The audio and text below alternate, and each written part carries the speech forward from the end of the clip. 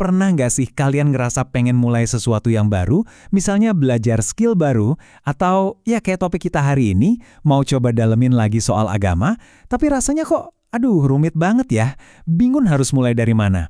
Kalau iya, kalian nggak sendirian kok. Perasaan pengen mulai dari nol tapi nggak tahu langkah pertamanya apa, itu manusiawi banget. Nah, Panji Pragiwaksono tuh punya analogi yang keren banget buat ngegambarin perasaan ini. Coba dibayangin, kita mau mulai perjalanan iman kita seolah-olah kita ini habis kecelakaan, terus amnesia total. Memorinya kosong, lembarannya bener-bener bersih. Ini jadi titik awal yang kuat banget di mana nggak ada lagi tuh yang namanya pertanyaan bodoh. Semuanya valid. Oke, kita bedah bareng-bareng ya. Perjalanan ini tuh unik, karena nggak dimulai dari punya semua jawaban. Justru sebaliknya, perjalanannya dimulai dari satu hal yang kelihatannya sederhana. Keberanian buat nanyain pertanyaan-pertanyaan yang paling dasar. Dan ya, ini dia nih, sumber masalahnya kan. Kita takut dijudge, takut kelihatan kok gini aja nggak tahu, dan akhirnya rasa takut itu malah bikin kita nggak pernah melangkah sama sekali. Jadi pagar pembatas yang kita bangun sendiri. Nah, ini contoh sempurna dari pertanyaan dasar yang ternyata jawabannya dalam banget. Kita semua tahu, wahyu pertama itu Iqra, yang artinya bacalah. Tapi kenapa ya surat nomor 1 di Al-Quran itu Al-Fatihah yang artinya pembukaan? Kok nggak sinkron?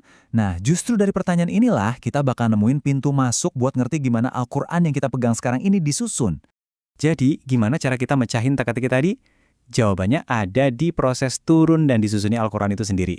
Karena kita harus ingat, Al-Quran ini bukan buku yang ditulis dari halaman 1 sampai selesai dalam sekali waktu. Kalau kita lihat perjalanannya, Al-Quran itu diwahyukan secara bertahap selama 23 tahun. Ayat pertama yang turun memang dari surat Iqra. Tapi urutan finalnya, ya seperti yang ada di mushaf kita sekarang, itu baru disusun jadi satu kitab utuh setelah Nabi Muhammad wafat. Jadi ini adalah sebuah proses kurasi dan kodifikasi yang sangat-sangat teliti. Nah, ini poin yang penting banget buat kita pahami. Ada perbedaan soal urutan di Al-Quran. Kalau urutan ayat kali di dalam satu surat, itu mutlak berdasarkan petunjuk wahyu. Semua ulama sepakat soal ini.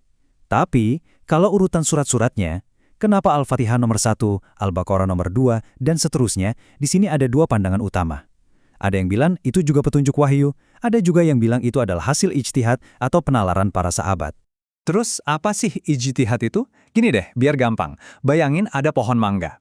Mangga yang udah dikupas, dipotong, dan siap dimakan di piring kita, itu adalah hasilnya. Nah, seluruh proses dari mulai manjat pohonnya, metik mangganya, ngupas kulitnya sampai nyajiin di piring, itulah ijtihad. Sebuah proses pemikiran dan usaha yang luar biasa. Kalau jus, gimana? Nah, ini lebih simpel lagi.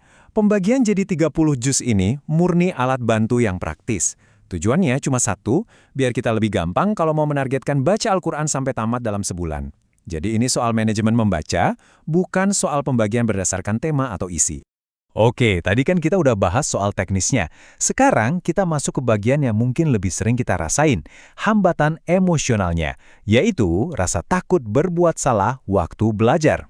Dan rasa takut ini tuh macam-macam ya. Ada yang takut salah ngomong terus dicap aliran tertentu, ada yang malu karena ngerasa kok gue baru belajar sekarang, ada juga yang cemas dihakimi karena belum sempurna, dan yang paling gede, kekhawatiran kalau belajar sendiri tanpa guru nanti malah jadi salah jalan. Ini dia nih, pertanyaan besarnya yang mungkin bikin banyak dari kita ragu-ragu buat mulai. Emang bahaya ya belajar Al-Quran sendirian? Apa niat baik kita buat belajar mandiri malah bisa jadi resiko yang lebih besar? Tapi coba dengerin jawaban dari Ustadz Felix Xiao ini benar-benar mengubah cara pandang. Katanya, satu-satunya cara untuk pasti tersesat adalah dengan tidak belajar sama sekali. Logikanya sederhana, kalau kita belajar, kemungkinannya ada dua, bisa benar atau bisa salah. Tapi kalau kita nggak belajar sama sekali, kemungkinannya cuma satu, kita pasti akan tetap dalam ketidaktahuan. Jadi, resiko terbesar itu justru ada di sikap diam. Oke, jadi pertanyaannya sekarang, gimana caranya kita ngelawan rasa takut itu? Gimana caranya ngambil langkah pertama pas semuanya kelihatan gelap dan nggak pasti? Ada analogi yang bagus banget soal ini. Coba bayangin, kita lagi nyetir mobil malam-malam di jalan yang asing. Lampu depan mobil kita kan cuma bisa nerangin beberapa meter jalan di depan. Kita nggak bisa lihat seluruh rute sampai ke tujuan akhir. Tapi, satu-satunya cara buat sampai ke tujuan adalah dengan terus maju. Dengan percaya bahwa begitu kita bergerak, jalan di depan kita akan terus tersingkap sedikit demi sedikit. Dan yang paling penting, di perjalanan ini kita tuh nggak sendirian. Ada janji bahwa setiap langkah kecil yang kita ambil buat mendekat akan disambut dengan kemudahan yang jauh lebih besar. Usaha kita yang cuma selangkah akan dibalas dengan pertolongan yang seolah datang berlari. Jadi, tujuan belajar itu ternyata bukan buat jadi nggak punya rasa takut sama sekali. Bukan, itu mustahil. Tujuannya adalah buat mengalihkan rasa takut itu dari yang tadinya takut sama penilaian orang, takut salah, jadi rasa takwa, rasa kagum, dan rasa hormat yang mendalam kepada Tuhan. Nah, itulah transformasi yang sejati. Oke, anggaplah kita udah berani mulai. Tapi, biasanya muncul lagi nih ketakutan lain yang lebih dalam. Gimana caranya biar semua ini nggak cuma jadi semangat sesaat? Gimana caranya biar perubahannya benar-benar nempel? Dan ini pertanyaan yang jujur banget dan mungkin banyak dari kita yang ngerasain. Kita pernah semangat banget, beberapa waktu kemudian semangatnya hilang lagi. Kekhawatiran kalau ini cuma fase sesaat yang bakal lewat, itu adalah rintangan mental yang nyata banget. Seringkali, masalahnya bukan karena kita kurang informasi atau kurang pengetahuan. Kita tahu kok apa yang harusnya kita lakuin, tapi ada satu kepingan puzzle yang hilang, namanya hikmah, yaitu kebijaksanaan yang meresap, yang nyambungin antara apa yang kita tahu di otak dengan apa yang kita rasain di hati dan lakuin dengan perbuatan. Nah, ternyata perubahan yang beneran nempel itu ada 4 tahapnya.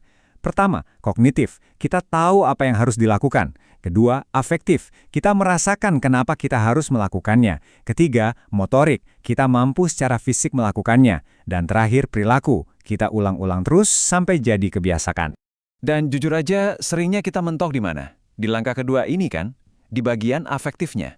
Kita punya ilmunya, kita punya pengetahuannya, tapi nggak nyambung ke hati. Kita nggak punya alasan emosional yang kuat, nggak punya why-nya. Tanpa koneksi afektif ini, pengetahuan itu cuma ngendap di kepala, nggak pernah turun jadi perbuatan.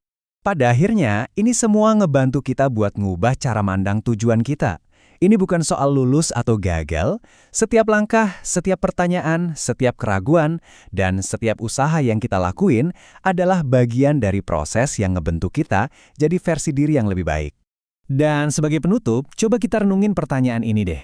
Gimana kalau ternyata tujuan utama dari perjalanan pribadi kita ini bukan cuma tentang apa yang terjadi pada diri kita, tapi bagaimana cerita kita dengan semua perjuangan dan pertanyaannya justru bisa ngasih keberanian buat orang lain untuk memulai langkah pertama mereka?